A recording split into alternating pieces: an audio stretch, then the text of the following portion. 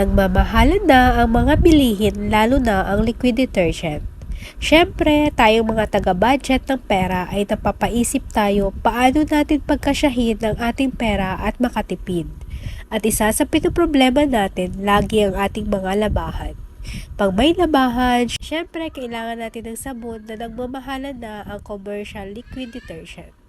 Kaya gusto ko ibahagi sa inyo na malaking tulong talaga sa atin pag mag-DIY liquid detergent tayo. Ang laking tipid nito kaysa bumili ng commercial liquid detergent. Ito ang aking paraan para makatipid.